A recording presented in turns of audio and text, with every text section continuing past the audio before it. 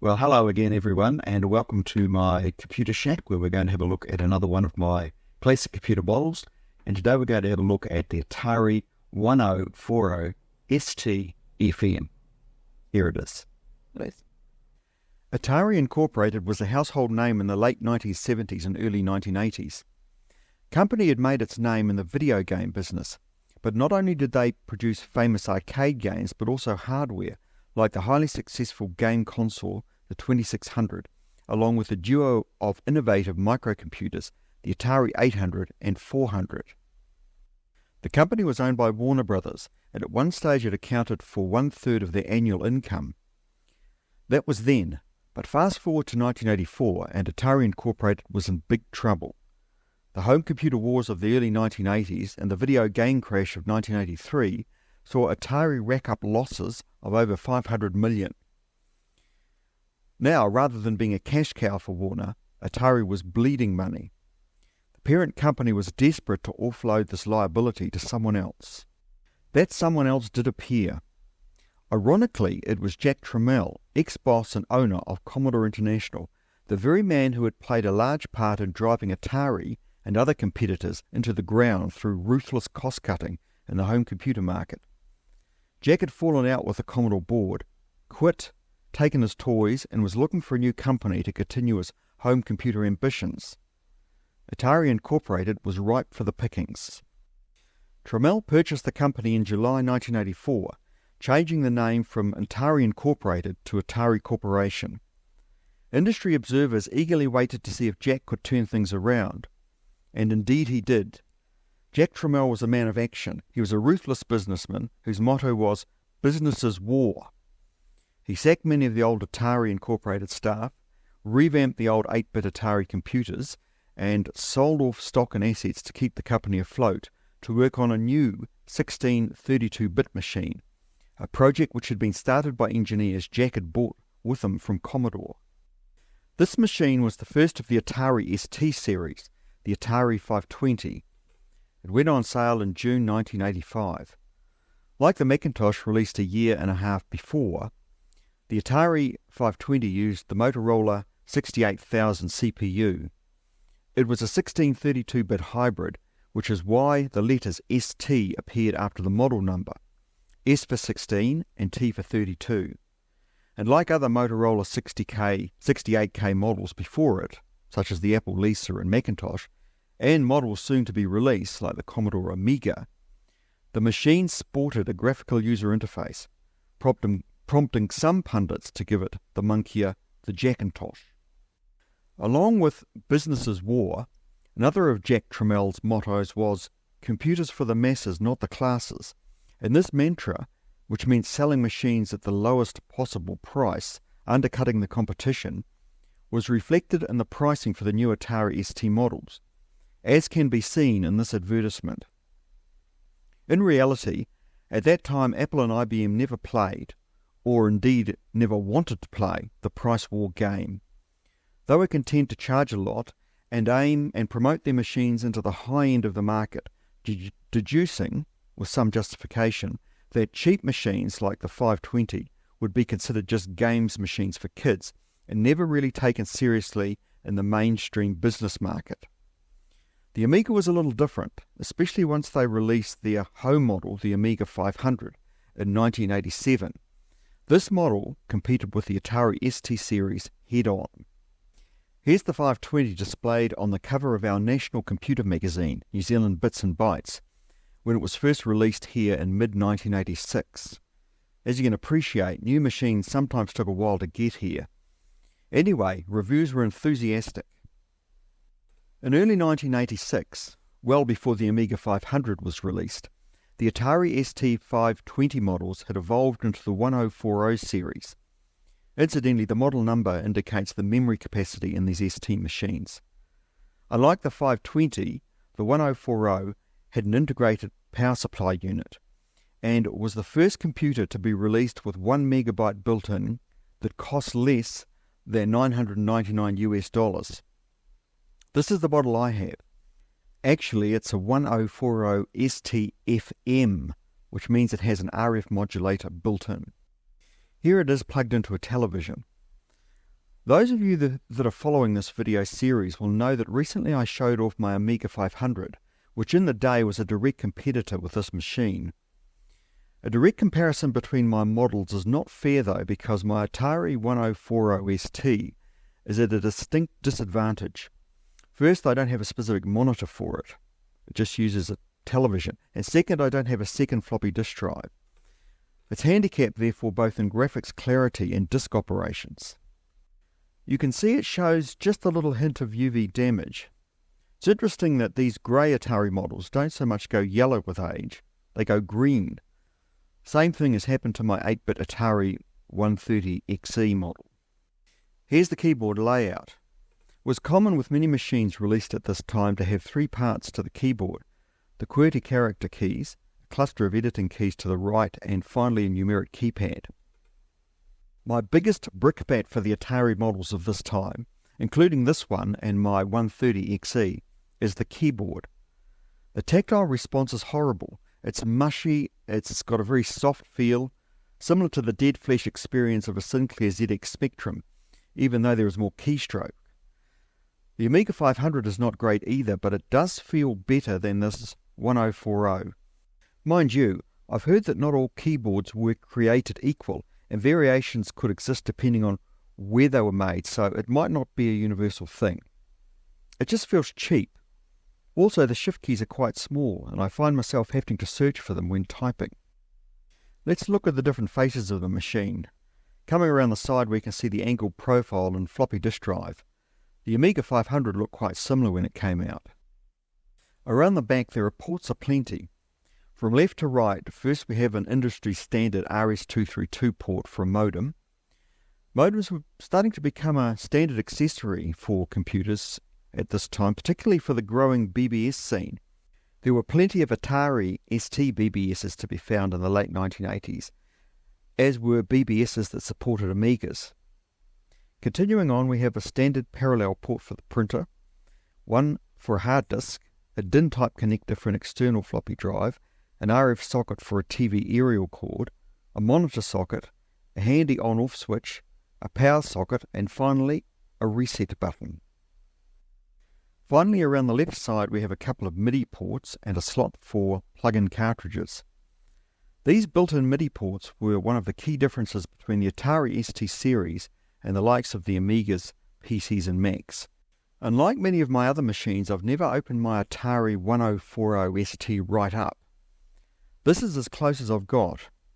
You can see the very extensive anti-RF aluminium shielding there. At the time it seemed quite hard to remove, so I didn't go any further. Here's a photo of the innards that I got off the internet therefore. It's a 1040 ST, but it's not an ST-FM. Even from the little bit of board that I saw that wasn't covered with the shield, I noticed my one is not exactly the same as this. Okay, let's watch some video. There it is. You can see it's set up on my desk. Now I'll just zoom in and have a close look at the mouse. It's quite an unusual shape, kind of a wedge shape with a slight overhang at the front. Very distinctive. Another very distinctive and unusual thing is where this mouse plugs in. You see the cord there coming from underneath the front? That's where the mouse port lives. The mouse and the joystick ports. So there you can see them there, well recessed and out of the way. I guess they would have been useful if the Atari ST was sitting on a living room floor and you had it between the television and the joysticks. But it is a strange place to put it because the wires do poke out a little bit in the front, but not much, so it's certainly acceptable. There you can see the label telling us what the model is. Move along to the function keys, nicely recessed. Quite like the design of this computer. It's very tidy. The nice thing about having an integrated PSU is that it tidies up all that spaghetti that you normally get with a computer that has a separate PSU, so there's not too many cords and cables about. I like that. It's nice. Okay, let's look at some software, and I'll start off the software section by showing you this picture. This was a picture I took when I first booted up the machine. I didn't have a disk in the disk drive. To my surprise, this is what appeared on the screen, a graphical user interface in ROM. This is unusual. BASIC was commonly in ROM in these old machines, but usually a graphical user interface was loaded off a disk. This graphical user interface is an Atari ST version of Digital Research's GEM system. In fact, it's called the GEM Desktop, and it has folders and functionality not unlike the Macintoshes or Amigas of the time. Note these kind of graphical user interfaces didn't become standard on PCs until some years later. The whole operating system is called TOS for the operating system. That's the official line anyway, but others have suggested that it stands for the Tramiel operating system. It was certainly a big step up from the basic command line interface, which was common with the 8-bit machines. Actually, with the Atari STs, the graphical user interface, the operating system, doesn't entirely reside in ROM. There are optional parts of it, which are also loaded off a floppy disk. So I'll show you those now. These come on a disk called the language disk, and the idea is to have this in your machine when you're booting. It gives you some extra functionality. So let's just sit down and boot the machine. It certainly loads up much faster with that disk in. Without the disk, it tries to access the floppy disk for quite a while before it defaults to ROM. So there we have our GEM desktop. And you can see there the interface is very much like Macintosh or the Amiga interface. You've got drop down menus that do various things. This menu selection tells us a bit about the operating system, what version it is and who wrote it. The Atari developers worked closely with Digital Research to get this operating system up and going, working properly. Apparently relations were sometimes a bit fraught, but they got there in the end. Now, as I said, the language disk does contain optional parts of the operating system. So let's just open that up and have a look at it. There's the basic interpreter in there. There's also the files that control the preferences, and there's also a terminal emulator to use with the modem for linking into bulletin boards. Let's just have a look at the preferences, or control panel as it's called. Very similar to the control panel in other machines like the Mac and the Amiga. Allows you to set all the parameters, and those settings are held on that floppy disk. If the disk is in the machine at boot, these preferences are used. A clock can also be set to timestamp files. Interestingly, unlike some other machines at the time, there's no battery. In the Macintosh, the 2GS and PC machines, this kind of battery maintained data was held on the machine between sessions. An Amiga 500 with an expansion board also had a battery. Now, the good thing about not having a battery is the Atari ST could be stored safely, unattended for long periods, without a battery leaking all over the innards and destroying them. Okay, so what I'm doing here is booting up BASIC, and you can see you have this multi-paneled window. It's a little similar to the Amiga, where you have a section for the commands, you have a section which will show a listing, and also a section that shows the direct output, just like that. Various commands that are used to manage the BASIC editor. Okay, it must be time for a game. Now, I've got stacks of disk for this Atari ST, and I've hardly looked at them, so I'm not familiar with the games at all, really. And when this computer came out, I wasn't playing computer games. I had a boring old XT clone at home, and I tended to do business and work on it rather than play games. So I'm really not very familiar, well, not familiar at all actually, with the games of this era, but I did read that there was one particular game that was written for this Atari ST series that was ported to other platforms, and it was first done for an Atari ST, and that's Dungeon Master. And it's an adventure game, but in a first-person perspective. So let's just have a look at that. I managed to find it amongst a collection of game discs that I had. The game's not completely novel, because I remember back in the days of the TRS-80 Model 1 that we had games like Asylum, which were kind of first-person perspective adventure games, although of course you had to type in commands. So here we are at the entrance. You can see it took a long time to read off that disc, and that is one thing about this disc-based unit. It does take a long time to read bits of the game in. I've shortened it considerably for you to go from that initial passageway to where we are now. Took about 2 minutes loading off the disc. So you can see we're controlled by the mouse. We're controlling our movements by the mouse here, working through a maze. And I've only explored the game to its very shallowest depths, really just got to the cavern where I could either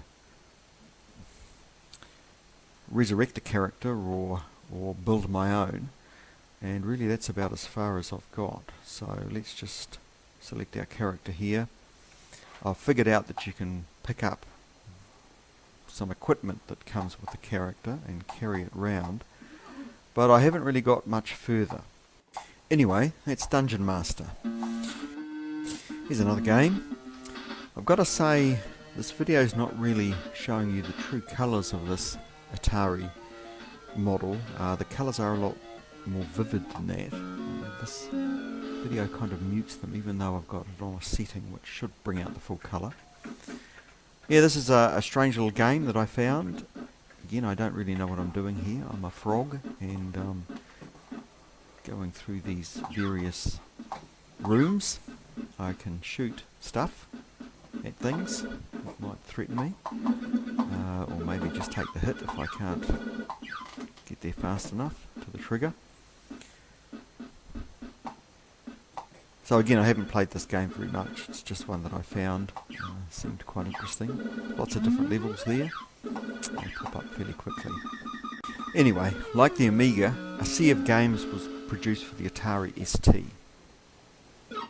So, manuals. Actually, manual. I've only got one manual for this computer, and that's the user guide. It's a manual I really like. It's a nice short manual. It's not too comprehensive, but it does give you everything that you need in order to set up the machine and get it going. It explains the operating system, explains the language disk and what that's got on it. Doesn't try to be too heavy, so it's very easy to read. I just sat down and read the whole thing one evening in bed. Didn't take me very long at all, but certainly once I'd read it, and the fact that the graphical user interface is quite easy to use anyway, it gave me all I needed to know. I do like simple manuals.